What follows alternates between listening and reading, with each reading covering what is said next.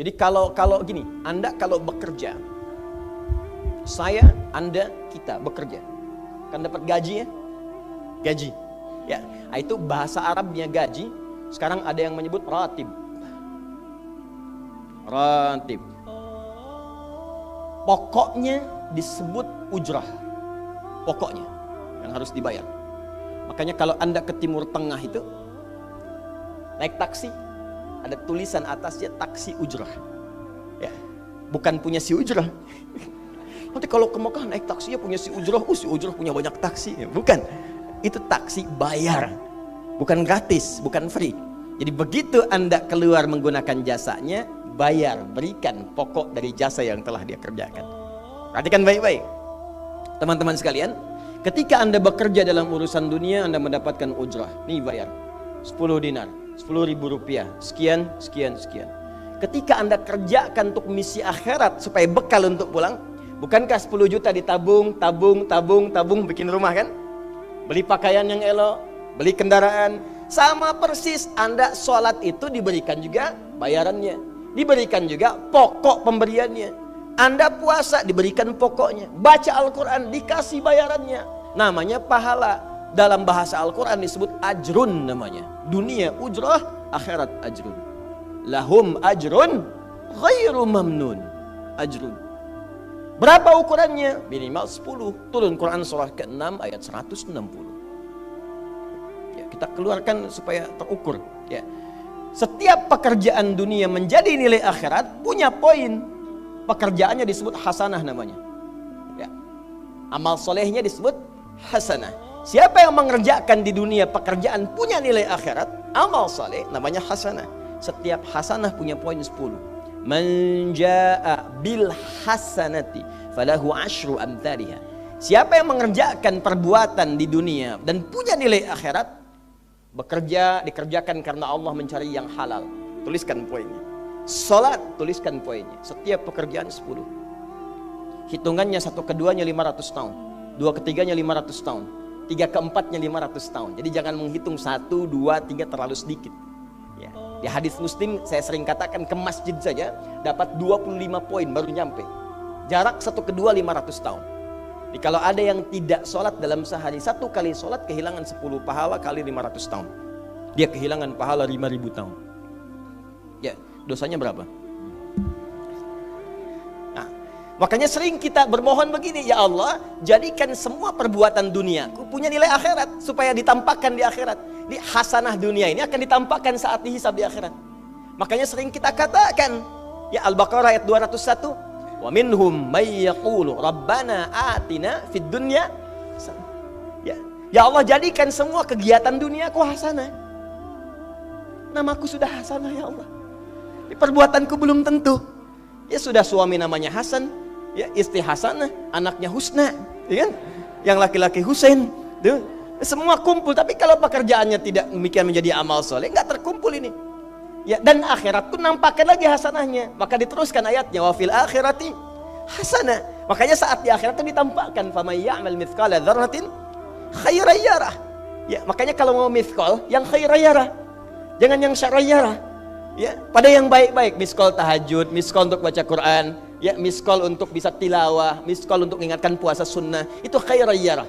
Ya, miskol pada yang tidak bagus, tinggalkan, itu syarran yarah. Ini balik sini. Maka dapat kita nilai ini, kembali kepada Allah, kumpulkan semua ini. Tinggal nanti, tergantung Anda mau punya rumah di yang mana daerahnya. Komplek yang elit. Di Indonesia, di sini Jakarta ada Pondok Indah. Ada beberapa tempat-tempat yang lainnya, elit kalangannya, Menteng, dan seterusnya. Maka di surga pun ada komplek yang elit-elit. Ada Firdaus, ada surga Aden, ada macam-macam. Tinggal Anda cari bekal yang serius, turunkan kemudian ke bumi.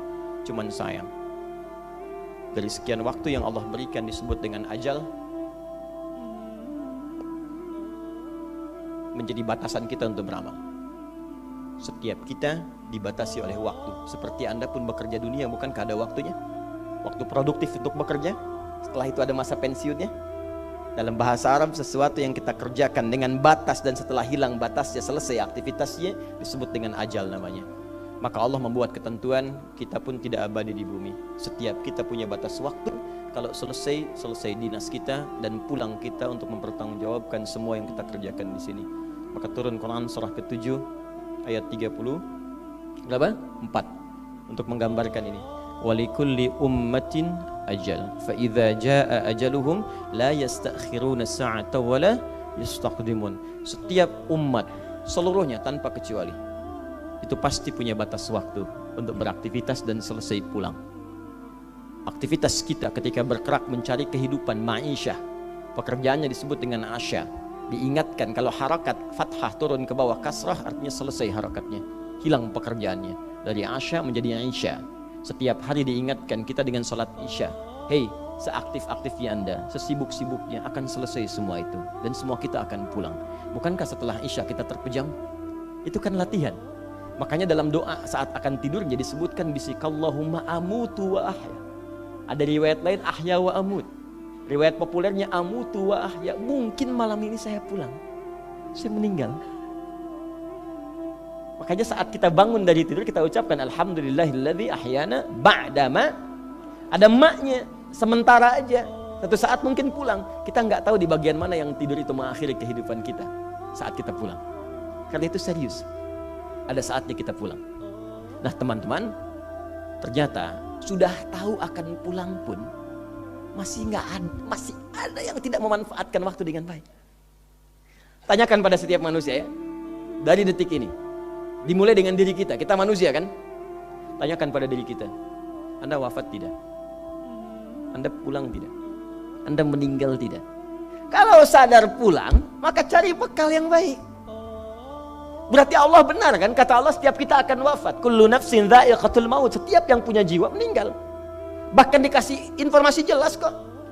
Yang bawa maut disebutkan namanya malakul maut. Quran surah 32 ayat ke-11. Qul yatawaffakum malakul mautil ladzi wukkila bikum. Disebutkan. Bayangkan ya, kurang jelas apa lagi? Disebutkan punya waktu namanya ajal, akan wafat disebutkan, yang bawa wafat kematiannya disebutkan malaikatnya. Cara wafatnya disebutkan, Quran surah 89 ayat 27 sampai 30. Ya ayyatuhan nafsul mutmainnah, itu yang tenang, yang dahsyat dipukulin malaikat juga ada. Ya, Quran surah 8 ayat 50 itu ada sambil dipukulin malaikat. Ya. Maaf teman-teman sekalian, ini sudah jelas semuanya. Jadi aneh manusia itu. Sudah tahu akan meninggal, tahu ada kenikmatan, ada siksaan, tahu ada surga, ada neraka, tahu ada kenikmatan kubur, ada siksa kubur. Kenapa masih main-main juga? Kenapa nggak dimanfaatkan?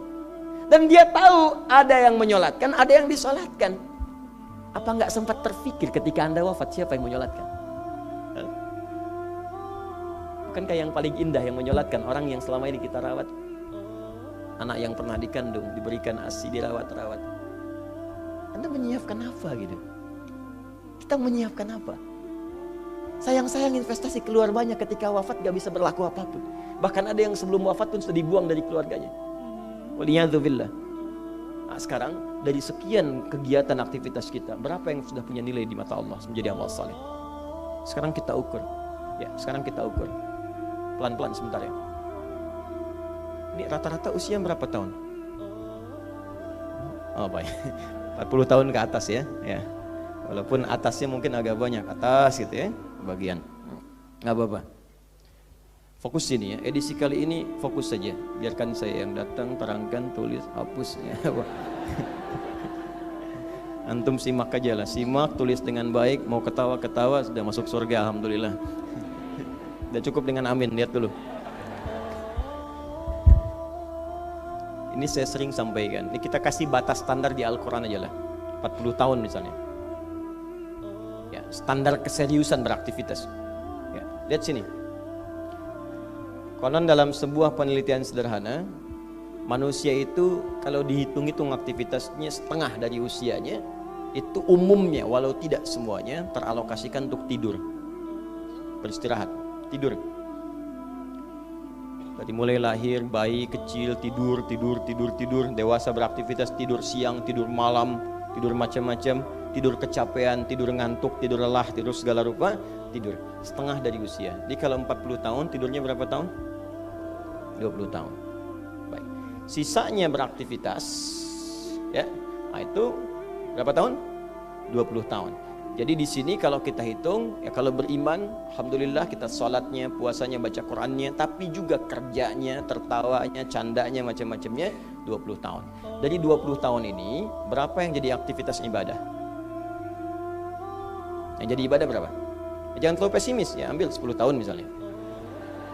10 tahun ibadah. Nah, jadi di sini adalah sholatnya, baca Qurannya, puasanya, dan sebagainya, sedekahnya, infaknya. Apakah semua ibadah itu langsung diterima? Belum tentu. Syaratnya ikhlas. Wa ma umiru illa liya'budullaha mukhlishina lahuddin. Quran surah 98 ayat 5. Pertanyaannya, dari ibadah yang kurang lebih 10 tahun ini, berapa tahun yang ikhlas? Ya, ambillah tengah-tengahnya 5 misalnya kan. 5 tahun. Ini yang ikhlas, insya Allah. Yang ikhlas kurang lebih 5 tahun. Jadi usia 40 tahun ini yang produktif amalan yang kurang lebih harapan kita diterima oleh Allah insya Allah 5 tahun. Dosanya berapa tahun?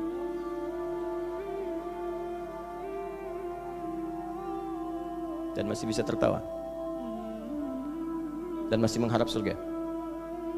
Masih ingin ke surga Firdaus. Masih ingin mendapatkan segala hal yang istimewa. Sementara kita sadar, gini caranya begini. Coba ucapkan dengan kalimat yang lantang bahwa Anda tak punya dosa. Kalau tak mampu, berarti punya dosa. Ucapkan Anda sudah siap ke surga. Kalau tak mampu, amalnya masih kurang. Jadi kalau sudah merasa amal masih kurang, dosa banyak, terus masih main-main juga. Sudah tahu usia sudah di atas ini, ada yang 50, 60 tahu, waktunya sedikit. Yang kemarin-kemarin banyak yang sia-sia. Jadi kalau yang kemarin-kemarin kurang, masa sisanya masih dikurangi juga?